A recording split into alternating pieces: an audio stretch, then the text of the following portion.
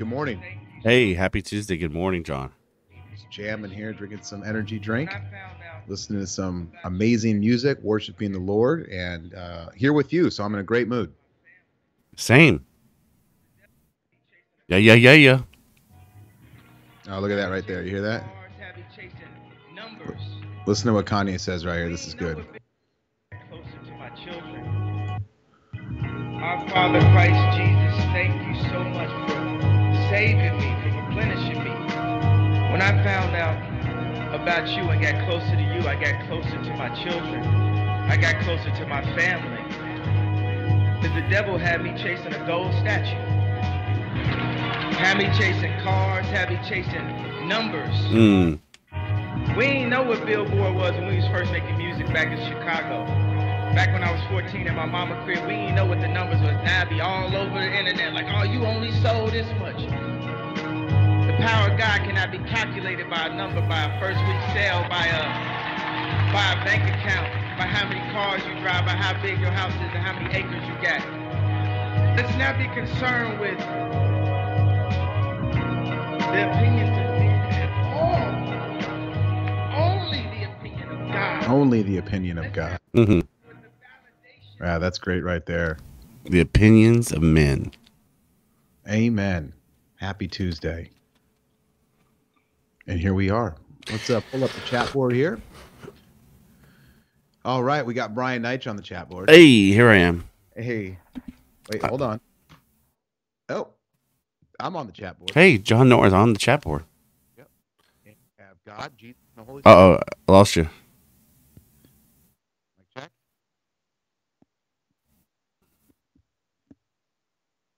Mic check. Same, yeah. Feels like it's that, the XLR cord, the cord going into the mic. I don't know. Mic check. Perfect. Sounds perfect. I said we have me. Yep. You. Here I am. Jesus. Yep. The Holy Spirit. That's right. So that means we have a church. 5 folks. 5 people. We had a great Bible study last night, by the way. Men's group. It was good men's group. Yeah, absolutely. We even got Bud on, even though he was going to sleep. Yeah, he was up late, baby. He was up late. Did he train this morning? Yes, he did. What a warrior! I saw his posts online earlier.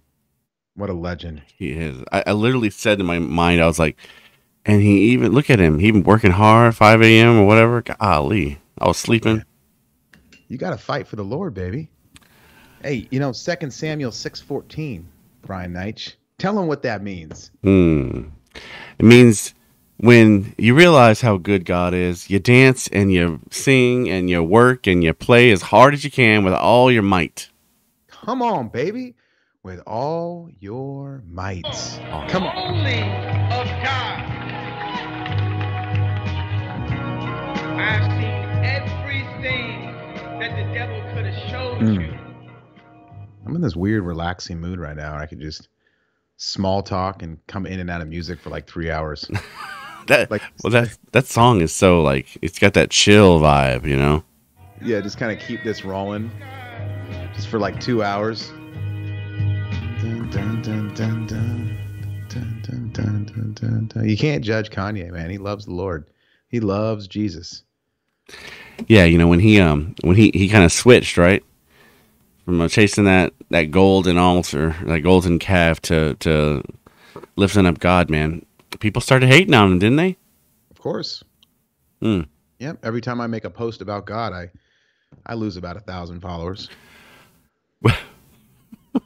That's a fact. I don't care. I keep making posts. I keep plugging Athe. I keep plugging this Bible study. Mm-hmm. It's God. It's God first. The minute you put anything before God, you got it backwards. Yeah, I hear you. Yeah, speaking of that, Monday we'll be doing this live in a different venue. Yeah, tell him, Brian. Yeah, right on. So we were invited, and here, Harry, one of our guests, Pastor Harry Fleming from City Church in Austin, invited us to. They're having a 5-day camp meeting, right, starting August the 1st. Yeah. And it's kind of, evening services Monday through Friday, and I probably Saturday, and then kicking the Sunday. I'm assuming. I know it's 5 days for sure. And he's like, "Hey, why don't we kick it off with you guys doing this like at around, both of y'all on stage at church, sitting down maybe, and just reading the next chapter and talking about the name of Jesus." Oh my, when you get on stage and you get a mic in your hand and you have the Bible in front of you and you're going to talk about God, something happens. Oh yeah. Who knows what's going to happen? I just shoot. We might end up laying hands on the sick, raising the dead. Who knows? When the Lord shows up, all things are possible. Yeah. Anytime we talk about God, I just get extra emotional.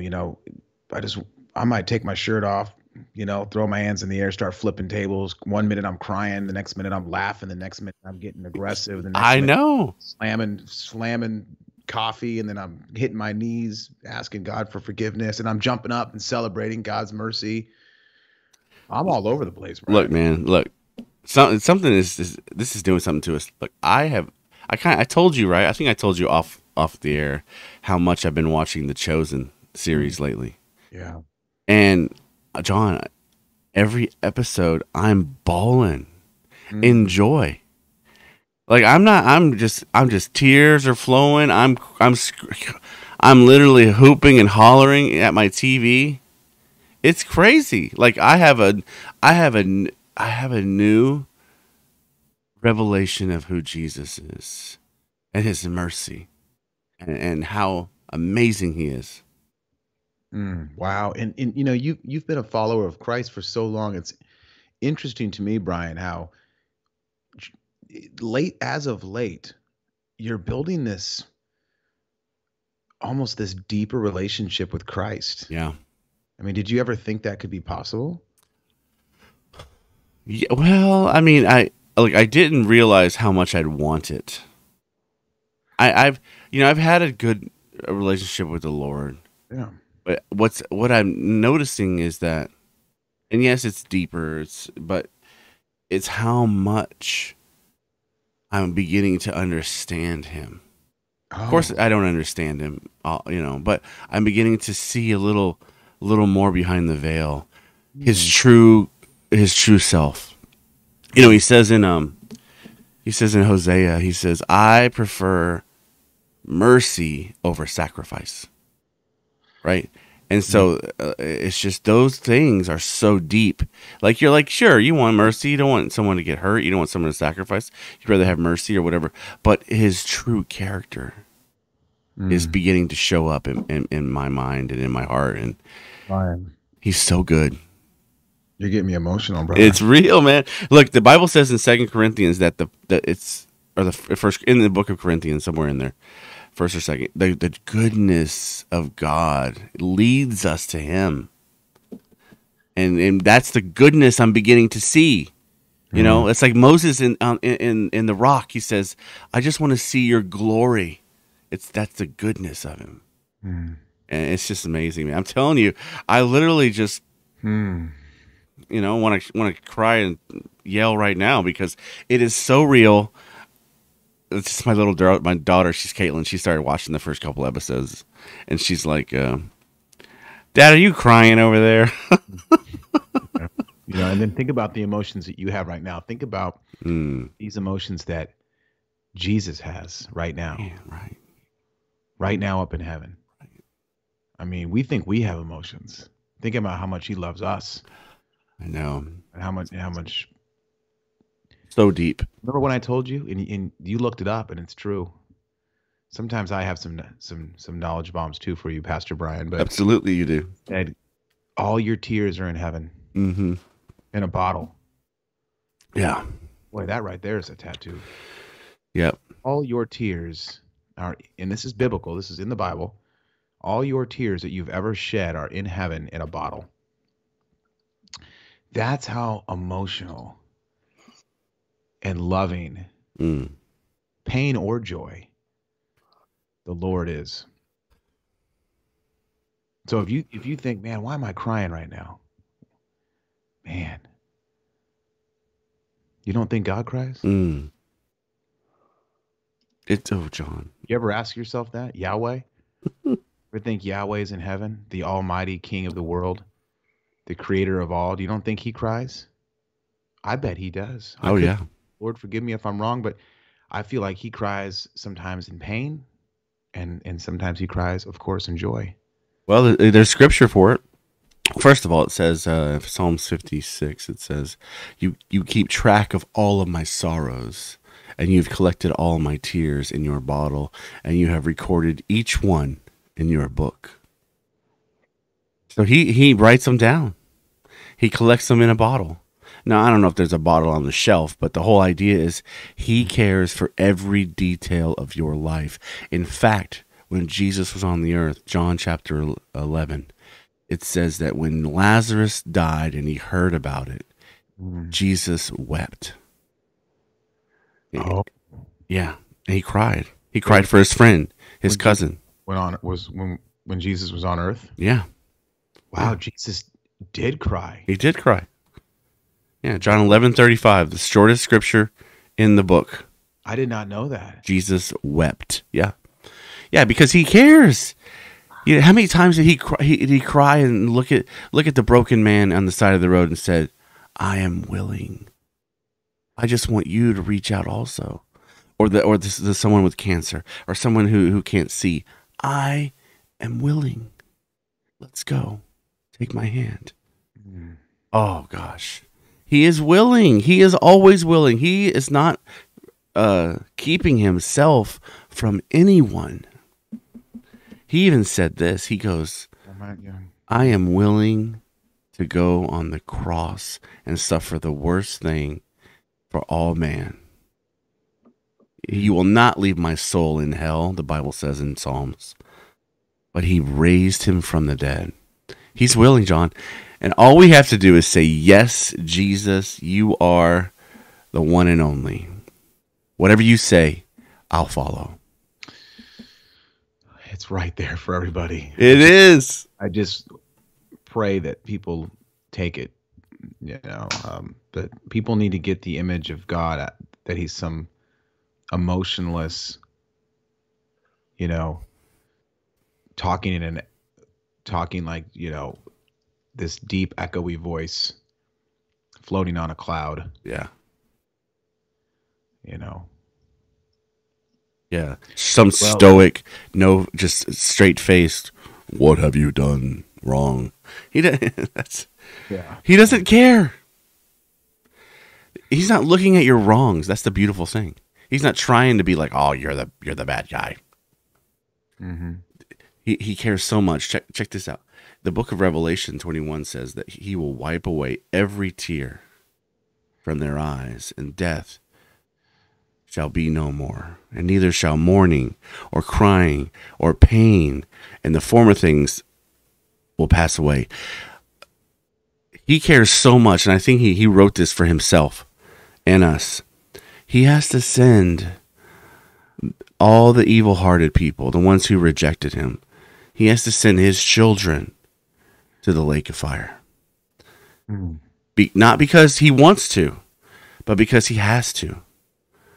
Because of mankind's rejection causing a break in the covenant. The enemy took over and Jesus won them back. But he has to send the ones who won't come back. There's people out there that have lost a loved one, of course, and it's so sad. And you hear, why God? Why would you do that? Okay, first of all, you're being selfish. You're making it about you. I'm not saying you can't be sad, but to go off of what you're saying, Brian, think about how many people God has lost. Exactly. How many children has God lost to the pits of hell? Oh. Because they threw up their middle finger to him, turned their back, and said, No, I deny you. I don't love you. I don't even recognize you. You're fake. Or I do believe that you're real, but I still walk away from you. Right. And can you imagine being the father and having thousands and thousands of people? I mean, almost per day, if I had the numbers in front of me, that are going into the pits of hell. I mean, Mm, you stop, that stop you thinking nailed it, yourself. John. You nailed it. That's what I'm saying. His tears will flow that day. The worst day is still to come, John. The worst day is still to come. The day of judgment. And it's so bad, he will supernaturally wipe away his tears and our tears. Yeah. It's coming. He's coming, everyone. He's coming. Jesus is coming to the earth. Just call out to him. That's all you got to do. Anyway, wow, what an intro. I know, man. That Kanye song just. Yeah, let's pray it in, shall we? Yeah. Well, I'll pray. Sure. Dear Heavenly Father, we love you, man. Lord, you keep showing us. You keep massaging our heart, softer and for you, and more gentle for you. Man, we thank you so much. We thank you for opening our eyes and giving us a pure heart that calls out to you and says, you're the one, and we want to know more. Show us and lead us. In Jesus' name, amen. Man, I mean, give me 1 second here. I got to help the kiddos. Yeah, go ahead. So yeah, that's Revelation. Fun book, fun book. Verse 5, it says that he sat on the throne and said, look, I make all things new. And he said unto them, write these words that are true and faithful. And he said, it is done. I am the Alpha and Omega, the beginning and the end. I will give unto him that is thirsty of the fountain of the water of life freely. Oh, there's joy in Jesus, John. Let's read. Yeah, amen. Let's go, baby. Mm-hmm. Ezra chapter 4, New Living Translation. Here we go. In April, we started in Genesis 1:1, and now here we are. All right. The enemies of Judah and Benjamin heard that the exiles were rebuilding a temple to the Lord, the God of Israel. The enemies of Judah and Benjamin. Mm-hmm. Wow, these are Israelites. So remember, they just got back. So why are they enemies? Yeah. Well, the enemies of Judah and Benjamin. Oh, I'm sorry. So it could be it could be surrounding people. And remember, they just got back from exile. They're rebuilding the whole Temple Mount, the altar, the whole bit. We are, Brian. Yes, we are. So we're building this thing. There you We go. just built the altar. Mm-hmm. And so yep, we're building, and our quarterback, out of all people, is King Cyrus, the Persian. Yeah, the Persian from Babylon. Who would have thought is our quarterback as we're rebuilding our temple for the Lord? Yeah, what a miracle. Well, amen to that. What a Use miracle. everybody randomly. Who would have thought?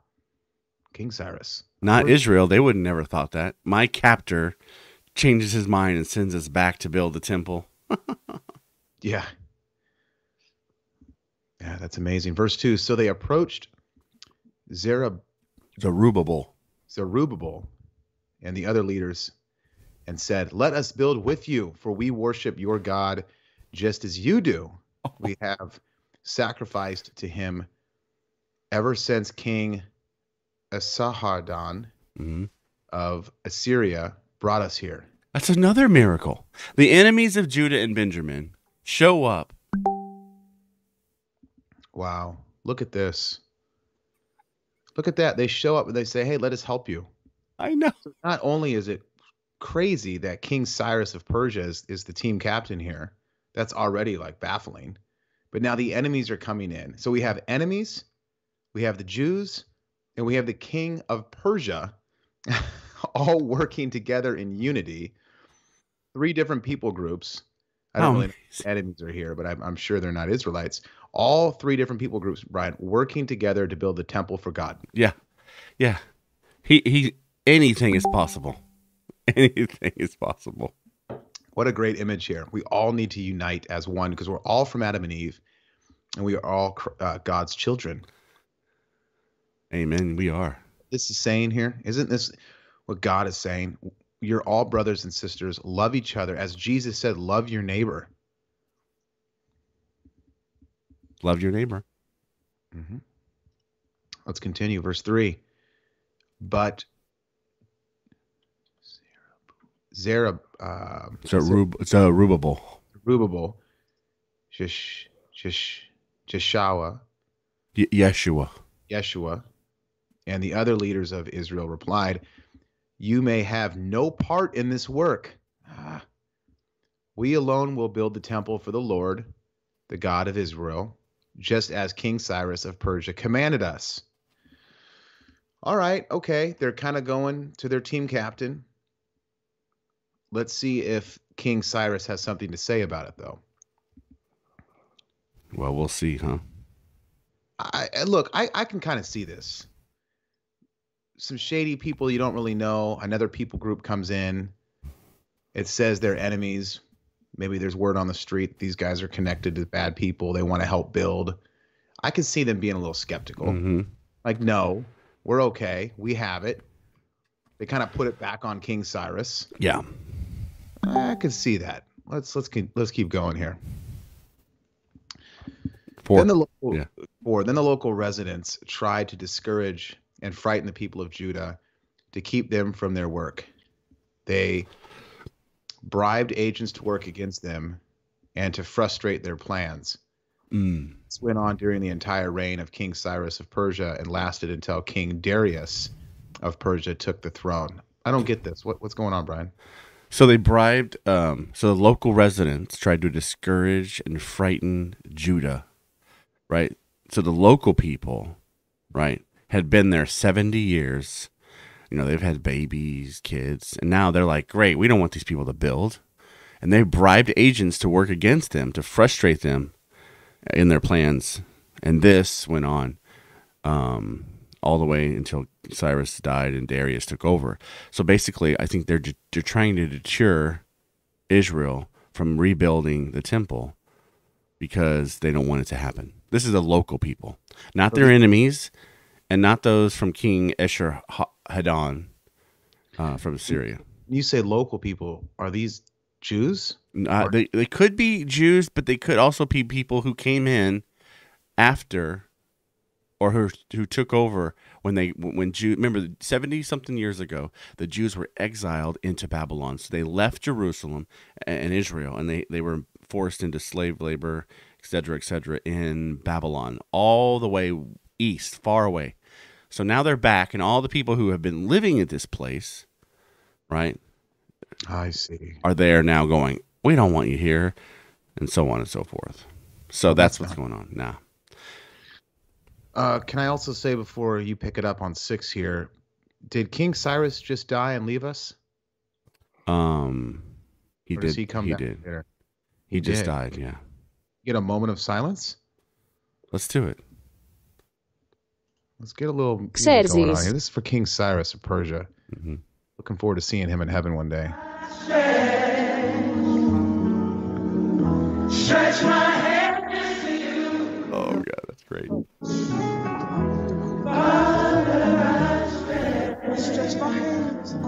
Yeah, we need to give him a little send-off in our journey. King Cyrus. Cheers to King Cyrus of Persia. Great man. Yeah, here's to you, buddy. Yep. Aleph, Aleph, Aleph. This is the monster. Yep. A man of God. And he's probably up there playing chess with King David right now. Could be. Yeah, or he's high-fiving Jesus saying, thanks for bringing me in. Yeah, hanging out with Jesus. Probably hanging out with the first Pharaoh going, I'm so glad we turned to God because look, we're here for eternal life now. And the first Pharaoh's like, that's what I'm saying. When I met Joseph, first Pharaoh's up in heaven going, I knew it. I knew Yahweh was real. Sounds pretty cool. He's like, I know, I had to. My dreams were haunting me. Yeah. I'm sure Cyrus was the same way. He's like, I know. I'm sure God gave him a dream, or something.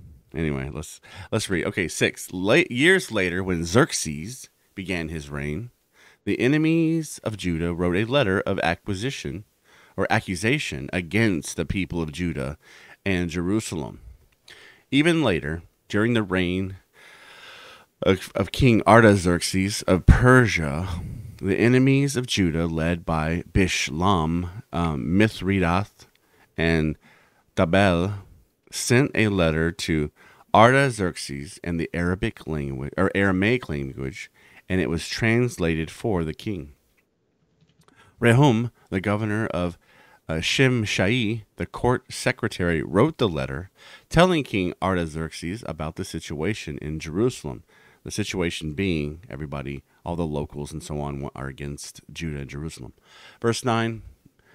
They greeted the king for all their colleagues, the judges, the local leaders, and the people of Tarpel, the Persians, the Babylonians, and the people of Erech and Susa, that is Elam. Also they sent greetings from the rest of the people whom the great and noble Ashurbanipal had deported and relocated to Samaria and throughout the neighboring lands of the province west of the Euphrates River. This is a copy of their letter. So there's a whole lot of stuff that's just going on here. This is just history of what's going on and so on, basically. So right now there's a king Artaxerxes in charge. And well, first of all, I want to tell these local people that are trying to stop the building of the temple and they're getting in the way and causing drama. This is not your land. So if you don't like it, scram. Yeah. This is the land that God told his people to go across the Jordan to the land of milk and honey. Me and you have gone through this journey. Stuart Young on the chat board, we went through this journey. We escaped Egypt from the grace of God, parted the Red Sea, followed Moses. Moses went up to heaven. Then we took Joseph and Caleb's leader, followed them after 40 years and then went across the Jordan. This is our land. So if you don't like it, get the heck out. That's right. Bye. Sorry. No, you said it. You said it right there. That's perfect. So, hey, what are you gonna do? That's why they fight to this day, John. To this day, people try to take over. Mm-hmm. Yeah, it's really... I'm right with them, dude. I'll jump in a F-14. You got the whole world that God made. Like Tom Cruise, I'll jump in an F-14. Just go to another land. It's not your land. I know. Let them build the temple. That's Samson built. Solomon built. They literally built it, and then they've been raided ever since. Yeah, where is this struggle? Where is this misconception? Remember, the city of David, right next to Jerusalem, was built. King David purchased the land. Mm-hmm. Hello. Yeah. And now what? You're gonna act like it's not yours? Like it's somebody? It's not theirs? Anyway, last night I watched I don't have time, but this documentary about two things about the city of David and the city surrounding the valley of Elam, where this is where David and Goliath fought. It's all there, John. It's all in Israel. Everything that's in the Bible. Yeah, well, that's why I can't wait to go with Stuart Young and it's you. It's gonna be great, dude. Think about being on the battlefield of the David and Goliath. No, we're gonna be there. You can drive there. You can get out. You can walk to the stream where David picked up the 5 stones, and you can see. They tested. You can call out from the top where Israel was, hello, and you can go all the way to where Goliath and the armies were yelling back, and you could hear each other for hundreds and hundreds of yards away. Look, it's amazing. Oh, I can't wait. It's going to be exciting. Anyway, so here's the letter. Here's the letter that the enemies sent to King Artaxerxes. From your loyal subjects in the province west of the Euphrates River, the king should know that the Jews who come here to Jerusalem from Babylon are rebuilding this rebellious and evil city. They have already laid the foundation and will soon finish its walls. And the king should know that if the city is rebuilt and its walls are completed, it will be much to your disadvantage, for the Jews will then refuse to pay their tribute and customs and tolls to you. They're just lying. Who are they? What king is this? This is not a king. This is the enemies, right? Yeah. This is a bunch of people. The enemies got together. Right here, verse 8. The governor of Shimshai and the court secretary wrote this letter. So this is all these people in the surrounding cities of Jerusalem. Right now. Yeah. Who do we got right now as a warrior? Who do we got right now? We need someone. King David's already gone, of course. Yeah, everybody's gone. We're just bringing back new people. Where's Deborah? Yeah, she's already rejoicing in Abraham's bosom. Where's Samson? He's down there too, saying, "Come on, people, do your thing." We could use a Samson right now. Yeah, exactly. We needed him to go back into some temple and tear down the walls. So, all right, 14. Since we are your loyal subjects and do not want to see the king dishonored in this way, we have sent the king this information. We suggest that a search be made in your ancestors' records where you will discover what a rebellious city this has been in the past. In fact, it was destroyed because of its long and troublesome history of revolts against the kings and countries who controlled it. We declare to the king that if this city... The kings are the ones, certain kings are the ones that were bad and corrupt. So it wasn't like the people going against the kings. And first of all, they're leaving out how many good kings there have been. And also, what country or city is perfect? None. Even Moses made a mistake. Even King David made a mistake. The only perfect person in the world is Jesus. Yes, Yeshua Mashiach. These people are being judgmental. Who are you? You weren't there. Where were you when God made the heavens and the earth? Oh, that's what he tells Job. Where were you when I formed the stars above and the giant animals in the ocean? Come on, John. Tell him. Were you there when I walked up the mountain and I told Abraham there's a ram in the bush and I saved the world? Brian, I was in a good mood. Now I want to fight. Sometimes, John, we have to fight. Sometimes we have to put our foot down and say, no, devil, I'm not going to let you take over and destroy what we're building. Right? He brought us out of Babylon. He didn't do it just so we can be destroyed. He didn't do it just so we would stop in this because of these intimidating people. Come on. Here we go. I'm going to full screen. No. That's right. There it is. That's it. Who are these uncircumcised Philistines who should defy the armies of the living God? If you can't see, I can see right now. John has his weapon out. That's right. Back in the day, baby, that's what we do. Pull the sword. Pull the sword. So, I know it. Well done. 16. Sometimes you got to do it. We declare. Love your neighbor. You go right back to I love your neighbor as yourself. I love it.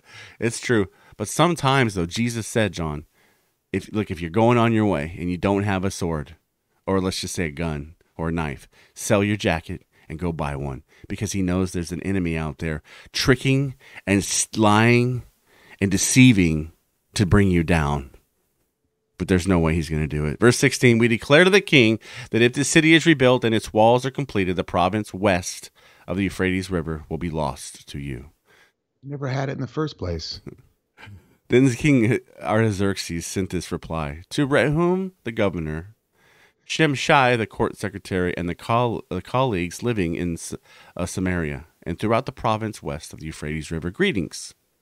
The letter you sent to me has been translated and read to me. I ordered a search of the records and have found that Jerusalem has indeed been a hotbed of insurrection against many kings. In fact, rebellion and revolts are normal there. Powerful kings have ruled over Jerusalem and the entire province west of the Euphrates River, receiving tribute, customs, and tolls. Therefore, issue orders to have these men stop their work. Yeah. Let's come over here and try that. Yeah. I'm telling you right now. Come over here and try that right now. Brian, get your freaking sword. Yeah, let's go. Sword, because you come over to this temple, into this land, the land of God, and we will fight to the death. That's right. Now, I will fight with my sword until I bleed on the battlefield. If you even think about coming over here. Issue orders to have these men stop their work. That city must not be built except at my express command. 22. Be diligent and don't neglect this matter, for we must not permit this situation to harm the king's interest. Come on over. Yeah. Your armies, because we have Yahweh on our side. Come on. Yeah, look out. People, let's go. We'll meet you in the courtyard at 5 o'clock. Look, this guy Artaxerxes doesn't realize there's one that's bigger than him. There's one that's greater than him. There's one that's stronger than anything he's ever seen. It's the Most High God. Hello. Yahweh, the King of all, the King of the universe, Baruch Adonai. Hello. You know, God's up there right now going, hey, Jesus. Yeah, Dad. Get the war angel ready. Yes, he is. He's Hey, like, Michael, mount up. Let's do it. Michael, get stretched out. Yeah, you're going down in 10 minutes. That's right. Yeah. Just says, yes, but yes, Lord. You got it. Yeah. He's sharpening. Get the horse ready. All right. Shing. You can hear the sword. Shing. Sharpening. Shing. That's for Jesus. Get the black horse. Yeah. Yeah, you imagine I can imagine the horse nose because, you know, I'm sure they can communicate. His nostrils flaring. He's ready. He's ready. Look, this ain't, look, there's millions and millions and billions of war angels, or however many there are. You think 5 of them can't take out the entire area of Babylon and Assyria? Come on. Or you know, we got to keep reading, but we're going to see maybe God, instead of an angel, work through a man like he did Samson. And give him some, you know, a shepherd boy, King David style, where we might see somebody, a warrior, step up here soon and say, bring it. Watch out. So this guy, what does he say right here? For we must not permit the situation to harm the king's interests. See, it's all about King Artaxerxes. Watch out, buddy. Verse 23. When this letter from King Artaxerxes was read to Rehum, Shimshai, and their colleagues, they hurried to Jerusalem. Then, with a show of strength, they forced the Jews to stop building.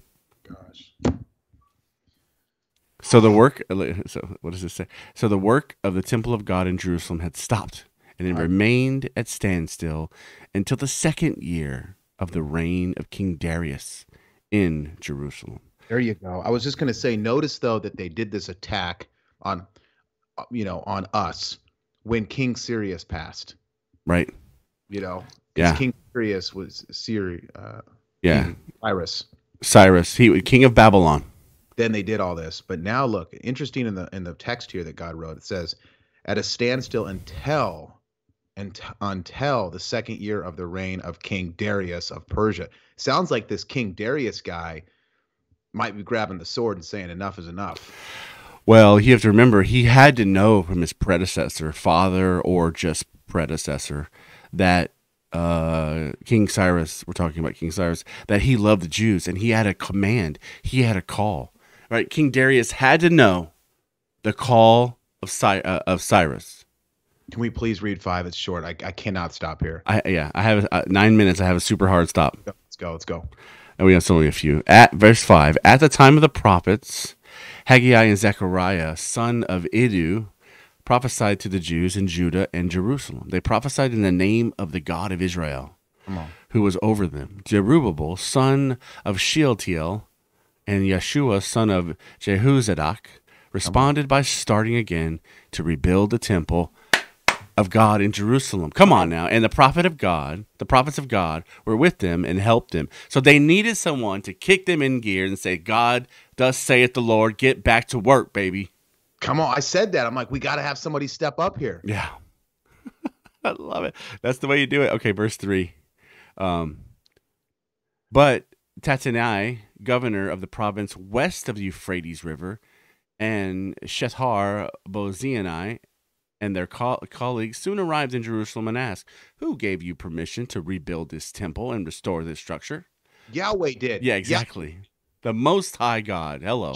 Edge of my sword through your throat. They also asked for the names of all the men working on the temple because their God was watching over them. The leaders of the Jews were not prevented from building until a report was sent to Darius and he returned his decision. This is the copy of the letter that Tattenai, the governor, Shethar Bozenai, and the other officials of the province west of the Euphrates River sent to King Darius. To King Darius, greetings. The king should know that we went to the construction site of the temple of the great God in the province of Judah. It is being rebuilt with specially prepared stones, and timber is being laid in the walls. The work is going forward with great energy and success. We asked the leaders, who gave you permission to rebuild this temple and restore the structure? and we demanded their names so that we could tell you who the leaders were. This was their answer. We are the servants of the God of heaven and earth, and we are rebuilding the temple that was built here many years ago by a great king of Israel. Who's saying this right here? This is the Israelites are saying this right now. Wait, so the bad guys wrote a letter to King Darius. Yes. And then Telling on them. And then this is their answer. This is their answer. We are the servants of the God of heaven and earth. 12. Because that was built here many years ago by the great king of Israel. Yeah. Exactly. Yeah, so they basically laid it out. 12, but because our ancestors angered the God of heaven, he abandoned them to King Nebuchadnezzar of Babylon, who destroyed this temple and exiled the people in Babylonia. Free will people. Yeah. Yep. However, because our ancestors disobeyed him. 7 minutes. Okay. However, King Cyrus of Babylon, during the first year of his reign, issued a decree that the temple of God should be rebuilt. Cheers to King Cyrus. That's right. Cheers, Cyrus. King Cyrus returned the gold and silver cups that Nebuchadnezzar had taken from the temple of God in Jerusalem and had placed them in the temple of Babylon. These cups were taken from that temple and presented to the man named Sheshbazzar, who King Cyrus appointed as governor of Judah. The king instructed him to return the cups to their place in Jerusalem and to rebuild the temple of God there on its original site. Yes. 16. So this Sheshbazzar came and laid the foundations of the temple of God in Jerusalem. Yep. Basically, Cyrus laid the foundations, John, through this man. Cyrus, a great man. Jesus. He's in heaven right now. Yeah, amen. The people have been working on it ever since, though it is not yet complete. 17. Therefore, if it pleases the king, we request that a search be made in the royal archives of Babylon to discover whether King Cyrus ever issued a decree to rebuild God's temple in Jerusalem. And then let the king send us his decision in this matter. Gosh, it's such a back and forth, isn't it? Oh no, I want to keep going, but it's a long one. I can't. I have a work meeting in 6 minutes. I'm reading ahead. Oh, don't get mad at me. So King Darius issued. Oh, I won't read it. John North. Sorry. It's okay. It's okay.